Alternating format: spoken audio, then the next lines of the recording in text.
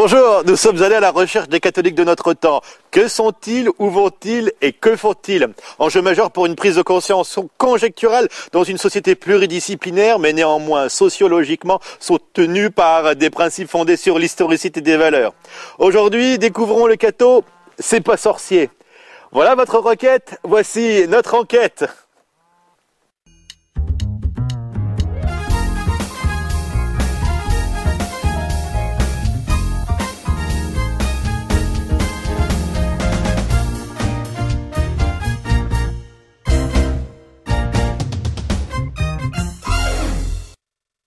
Aujourd'hui, pour survivre dans ce monde trivial, il ne faut pas être un catho mouton à sacrifier toute sa vie inutilement. Non, il faut plutôt être un catho rusé, comme moi, comme un serpent.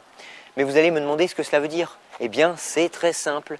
Il suffit tout simplement de faire comme à la bourse. Le rapport entre Dieu et nous est basé sur l'offre et la demande. Seulement, il y a quelques petites règles qui viennent s'ajouter à cela. Eh bien, si je tue mon prochain, par exemple, j'irai en enfer. Mais dis-moi, Jackie, c'est pas un peu facile, ça ? Eh bien, Dieu nous offre des jokers, c'est-à-dire le pardon par la confession, ce qui allège considérablement l'âme. Maintenant, il s'agit de déterminer comment accéder au paradis, Fredo. Il s'agit également d'esquiver la case purgatoire tout en évitant à tout prix la case enfer et sans subir de trop grandes souffrances sacrificielles. Eh bien, le cas est simple. Il suffit de lister les péchés véniels et mortels afin de voir vers lesquels tu tends le plus, Fredo. Par exemple, si tu as un catho pingre, il te suffira de faire quelques actes de générosité dans l'année. Environ 0,08% de ton salaire brut, net d'impôts TTC compris, ce qui ne contribuera pas à déstabiliser ton budget.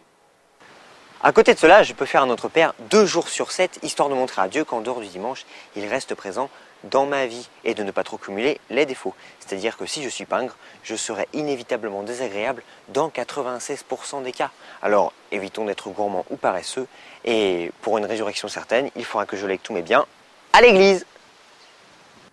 Il faudra notamment penser à commander une dizaine de trentins pour les années à venir et que tu vives comme un saint les quelques semaines avant ta mort, ce qui est relativement aisé puisque bien souvent une longue période de coma précède le décès.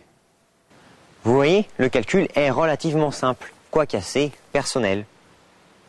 Bon alors Jackie, ça donne quoi pour moi ? 2357 ans de purgatoire. Quoi ? Non mais c'est pas possible ! Marcel, retirez-le !